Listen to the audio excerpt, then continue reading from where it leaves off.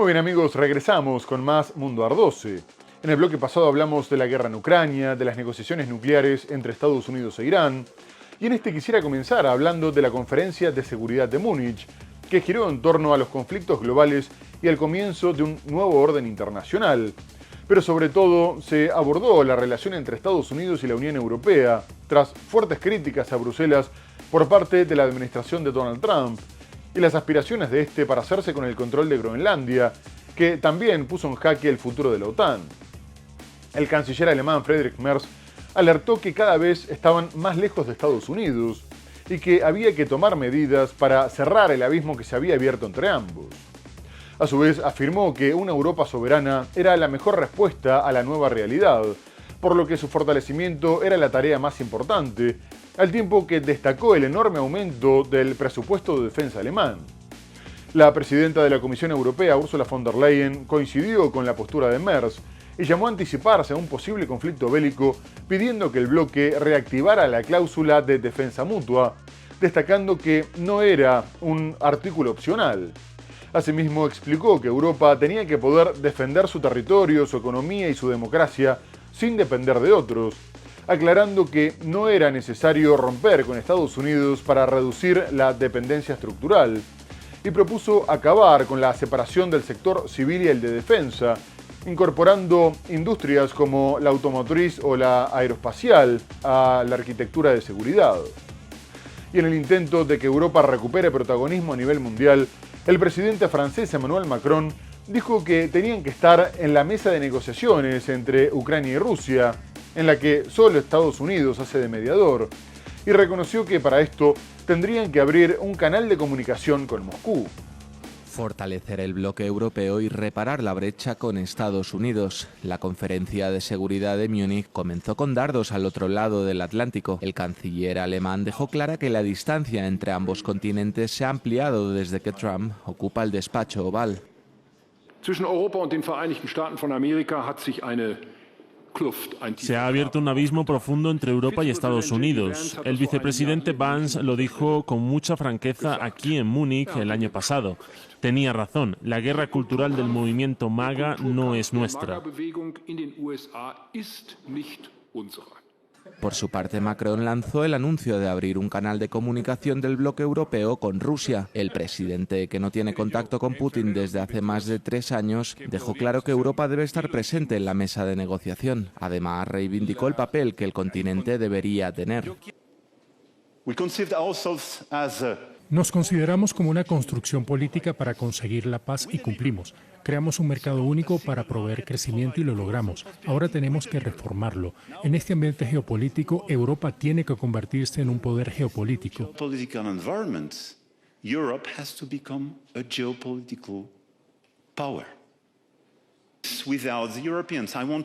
Ninguna paz sin los europeos puede ser posible. Sin ellos no habrá paz en la mesa. Por ello he decidido abrir un canal de comunicación directo con Rusia. La propuesta del mandatario francés se produce después de confirmarse que la tercera reunión entre ucranianos y rusos, bajo la mediación estadounidense, se producirá la semana que viene en Ginebra. A su vez, el presidente ucraniano Volodymyr Zelensky también asistió a la conferencia y exigió garantías de seguridad reales antes de un eventual acuerdo de paz, y sostuvo que Estados Unidos tendría que presionar a Moscú para que hiciera concesiones, al igual que lo hacía con ellos.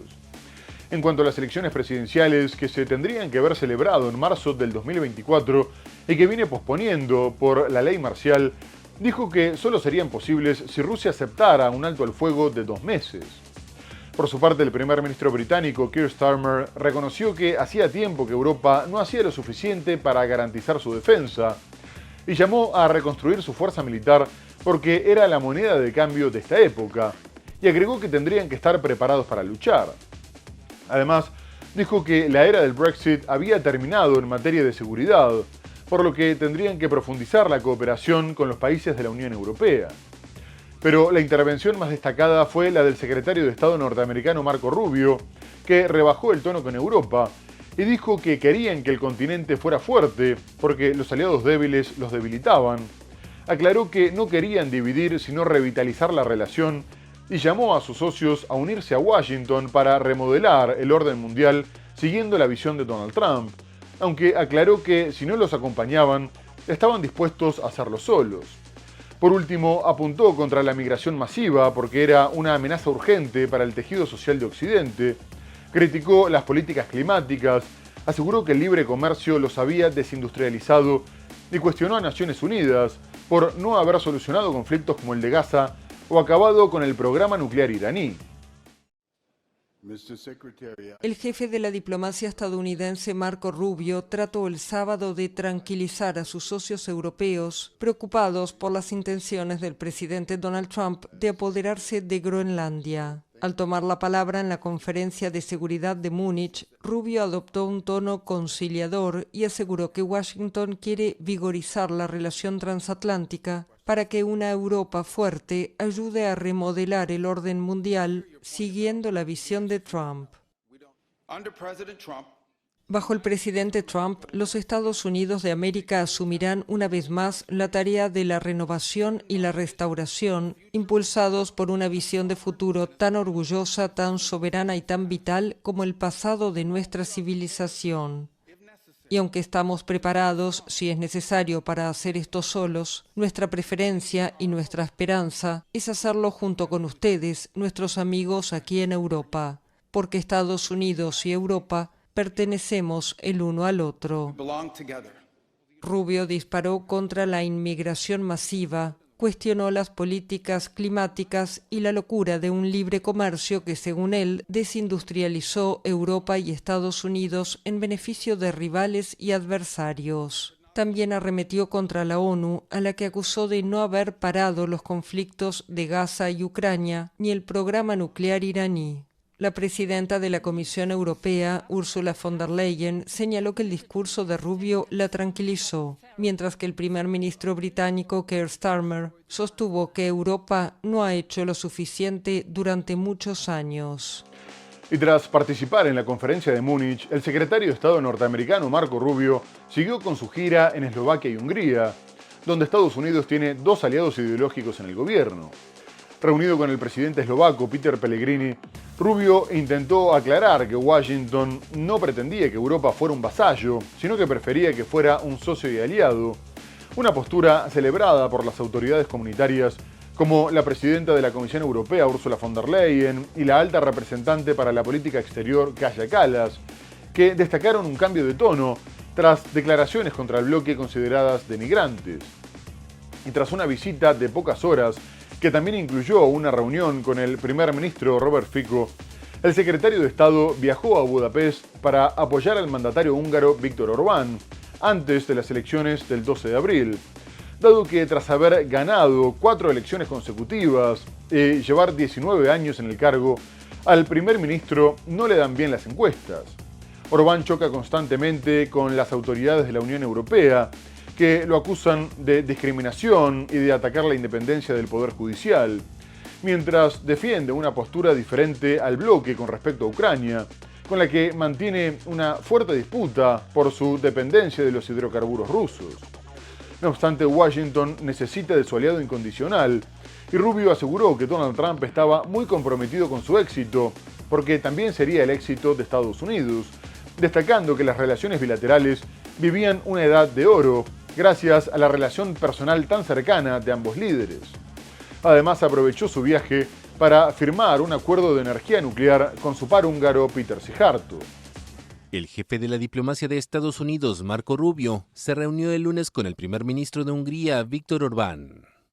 El secretario de Estado le deseó éxito a su aliado húngaro en las legislativas del 12 de abril, en momentos en que las encuestas muestran que el oficialismo se ve superado por la formación opositora TISA.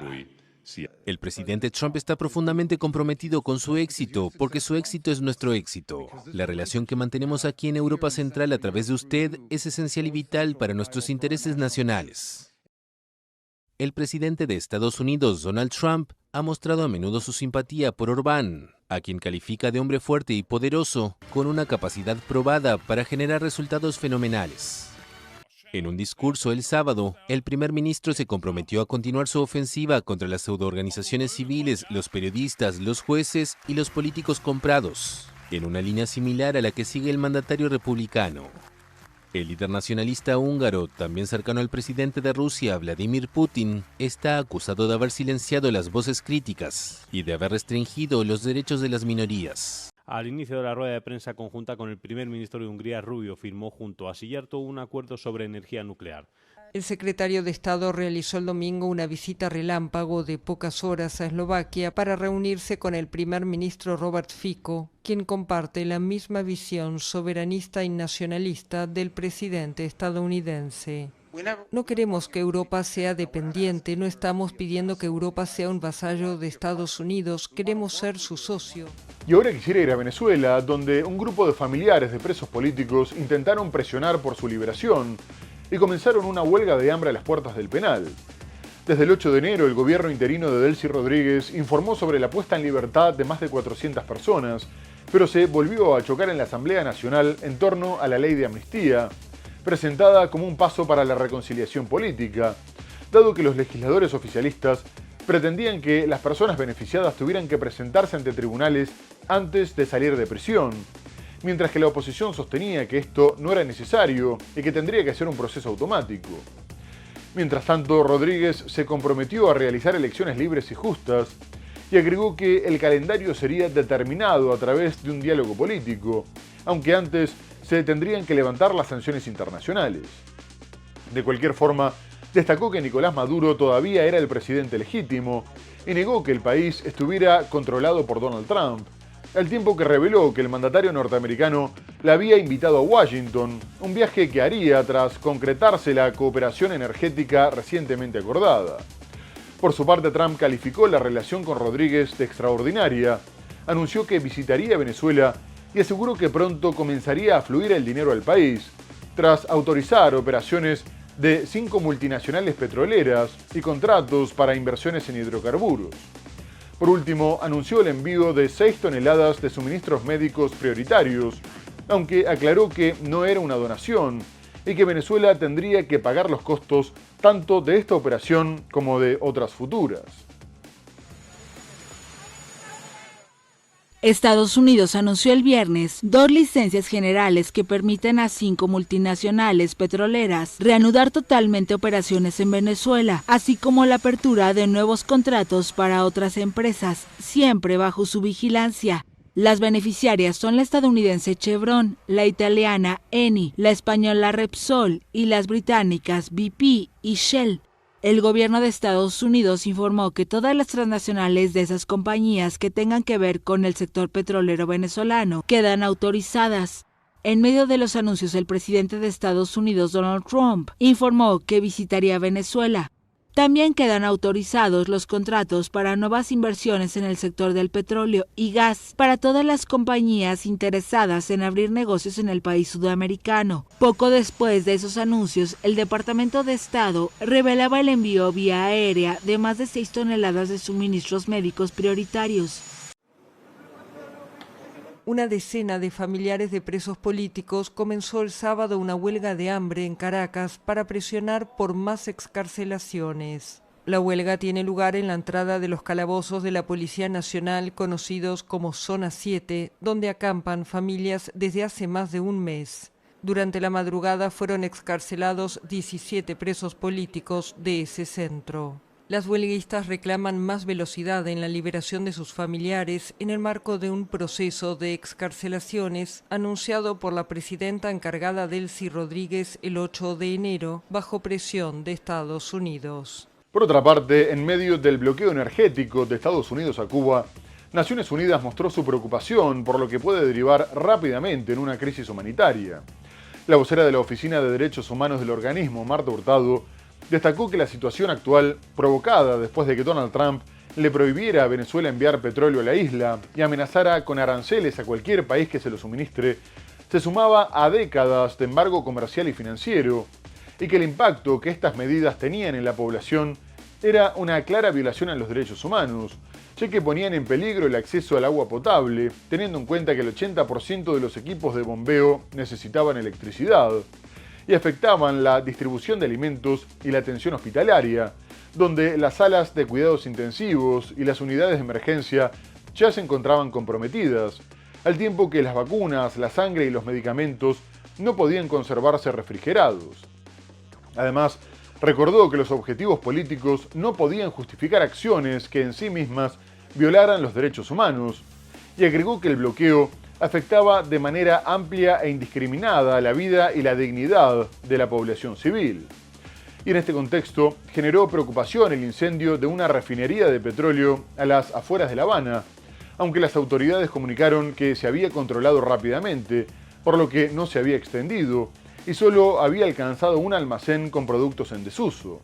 Asimismo, se destacó que no se produjeron víctimas y que se estaban investigando las causas. La ONU mostró el viernes su preocupación por la situación en Cuba. La isla está sumida desde hace 6 años en una grave crisis económica, con fuerte inflación, prolongados apagones y escasez de alimentos y medicinas. Este cuadro es resultado del endurecimiento de las sanciones estadounidenses, la baja productividad de su economía centralizada y el colapso del turismo. La situación se ha agudizado por la brusca suspensión del suministro de crudo desde Venezuela, su principal proveedor de combustible durante los últimos 25 años, tras la caída de Nicolás Maduro en una intervención militar estadounidense el 3 de enero. Estamos extremadamente preocupados por el agravamiento de la crisis socioeconómica en Cuba en un contexto de embargo comercial y financiero de décadas, eventos climáticos extremos y las medidas recientes de Estados Unidos por las que se restringen las entregas de petróleo. Esto está teniendo un impacto cada vez más grave en los derechos humanos de la gente en Cuba. Según la portavoz, los objetivos políticos no pueden justificar acciones que en sí mismas violen los derechos humanos. Por eso apuntó que la oficina reitera su llamado a todos los estados para que levanten medidas sectoriales unilaterales por las repercusiones indiscriminadas en la población. El incendio que se desató el viernes en la refinería de petróleo de La Habana está bajo control y sus causas se investigan, según informó el gobierno. El fuego que se produjo muy cerca del lugar donde estaban fondeados 2 petroleros generó grandes llamaradas y una columna de humo negro visibles desde el otro lado del canal de la bahía de La Habana. Y más allá de afectar el acceso a los productos básicos, el bloqueo energético de Estados Unidos impacta también en el turismo de Cuba, de lo que dependen de forma directa más de 300.000 personas, pero que repercute en toda la economía, dado que es la segunda fuente de ingreso de divisas del país. Una de las principales medidas fue redistribuir a los turistas en diferentes hoteles para poder cerrar otros y reducir el consumo, pero cada vez son menos las personas que llegan de afuera, ya que varias aerolíneas están suspendiendo los vuelos con este destino, y las que siguen dando el servicio afirman que también está repercutiendo el miedo de la gente a quedar varada. Ya son varias las aerolíneas que suspendieron la ruta, y algunas se limitan a repatriar a los pasajeros afectados, una situación que tiene un impacto más importante en el caso de Canadá, Rusia o Europa en general, que son los que más turistas aportan.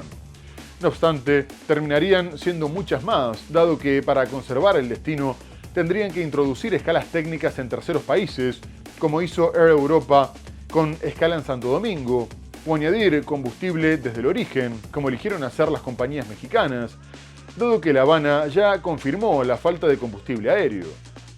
En este contexto, el vocero del Kremlin, Dmitry Peskov, informó que estaban manteniendo contactos intensivos con las autoridades cubanas para hacer frente a la situación crítica que afrontaba la isla, y que exploraban vías de asistencia, aunque no detalló ninguna medida concreta ni plazos para responder. La situación se ha vuelto crítica para el turismo en Cuba. El país vive una grave crisis económica marcada por una fuerte inflación, extensos cortes de electricidad y la falta de productos básicos como alimentos y medicinas. Pero ahora la situación se agudizó ante la repentina interrupción de la llegada de petróleo desde Venezuela, quien durante más de 2 décadas fue su principal proveedor de combustible. Estados Unidos, que capturó al mandatario venezolano Nicolás Maduro en una intervención militar a comienzos de enero, amenazó con sancionar a quienes suministren hidrocarburos a La Habana. Como resultado, la gasolina ha sido racionada en el mercado formal y ya se cotiza a $5 por litro en el informal. El impacto no es menor. El turismo emplea a más de 300.000 cubanos y es la segunda fuente de ingreso de divisas de la isla comunista.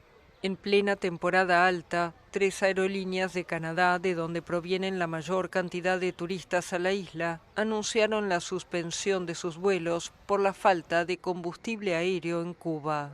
Otras 2 compañías aéreas de Rusia, país por el que La Habana apostó en los últimos años para reactivar el sector, tomaron la misma medida.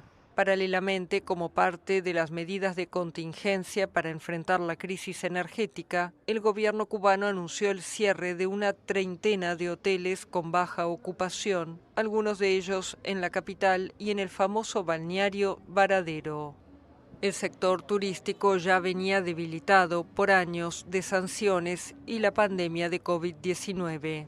Y ahora quisiera ir a Perú, porque continuó prolongando su crisis política al destituir al presidente José Gerí, tras solo 4 meses en el cargo, y a 8 semanas para las elecciones generales del 12 de abril. Los partidos de la oposición habían presentado 7 mociones de censura por causas como inconducta funcional y falta de idoneidad para ejercer el cargo, después de que se revelara que había mantenido encuentros clandestinos con empresarios chinos que habían recibido contratos con el Estado o eran acusados de crimen organizado y tala ilegal, por lo que también se abrió una investigación judicial. El mandatario, que había reemplazado a la también destituida Dina Boluarte, convirtiéndose en el 7º presidente en 10 años, no tenía demasiadas oportunidades, dado que se necesitaba solo una mayoría simple para apartarlo, en lugar de una cualificada, como en el caso de una incapacidad moral permanente, que es más común. A su vez, el que fuera presidente del Congreso solo tuvo el apoyo de su partido y de la bancada fujimorista, ya que el último escándalo se sumaba a otras acusaciones por corrupción, al tiempo que también fue señalado por enviar mensajes inapropiados a menores y contratar servicios de prostitución. Por otra parte, el presidente del Congreso, Fernando Rospigliosi, se negó a sustituir a Gerí, por lo que los legisladores comunicaron que tendrían que votar a alguien para que lo hiciera, profundizando la sensación de caos en el ámbito político y de crisis institucional, aunque esta situación no se traslada a la economía, reconocida como la más estable de la región. Han votado a favor. El Congreso de Perú destituyó el martes al presidente interino José Gerí por inconducta en sus funciones y falta de idoneidad para ejercer el cargo, tras un juicio político relámpago. El 7º jefe de Estado en 10 años fue removido con 75 votos a favor, 24 en contra y 3 abstenciones del cargo al que había accedido como presidente en el Congreso en octubre, tras la destitución de Dina Boluarte. La mesa directiva declara la vacancia del cargo de presidente del Congreso de la República y, en consecuencia, se encuentra vacante el cargo de presidente de la República.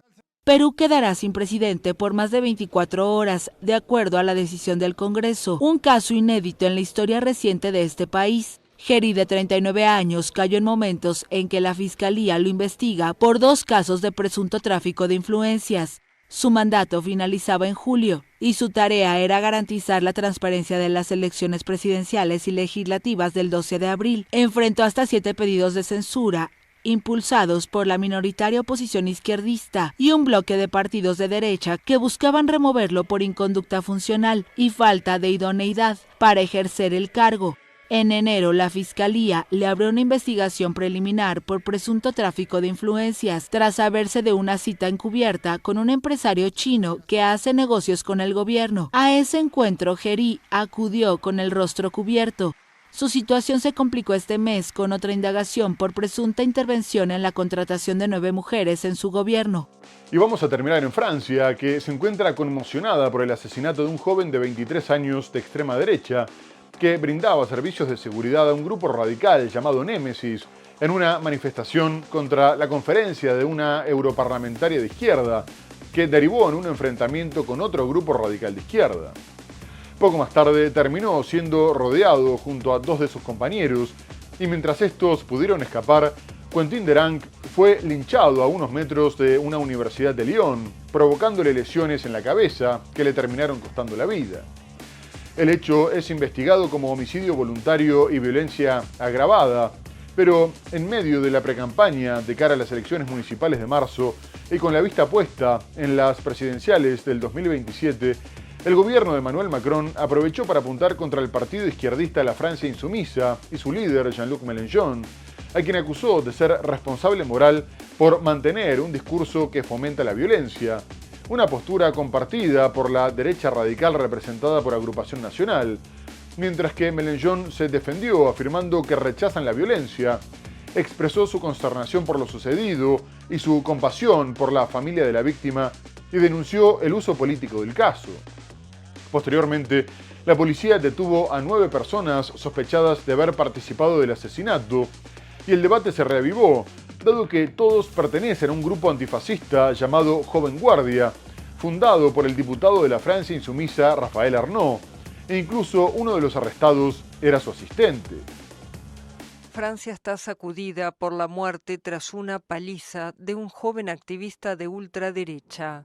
La víctima es Quentin Deranc, de 23 años, quien murió el fin de semana tras una agresión el pasado jueves, al margen de una protesta de la extrema derecha contra un evento de una política izquierdista en una universidad de Lyon, en el sureste del país. Según una fuente cercana a la investigación, la agresión se produjo el jueves por la tarde en medio de un enfrentamiento entre grupos de extrema izquierda y de extrema derecha. La autopsia practicada esta mañana por expertos médico-forenses a Quentin Deranc permitió determinar que presentaba esencialmente lesiones en la cabeza, que sufría un traumatismo cráneoencefálico severo no susceptible a ningún tratamiento. Además, este traumatismo se asociaba a una fractura temporal derecha. Los expertos concluyeron que dichas lesiones estaban más allá de cualquier recurso terapéutico y eran mortales a corto plazo. Ressources thérapéutiques et mortelles à brève échéance. Según la Fiscalía, Deranc fue derribado y golpeado por al menos 6 individuos encapuchados. La justicia investiga la muerte como homicidio voluntario y violencia agravada. La muerte del joven reactivó el enfrentamiento entre la extrema derecha y la izquierda radical en un escenario de creciente polarización antes de las municipales de marzo y la elección presidencial de 2027. Muy bien amigos, se nos ha terminado el programa. Hemos hablado de la guerra en Ucrania, del conflicto entre Israel y Palestina, abordamos otras cuestiones como las negociaciones nucleares entre Estados Unidos e Irán, la Conferencia de Seguridad de Múnich, pero le tenemos que dejar hasta el próximo programa. Muchas gracias por habernos acompañado y hasta entonces.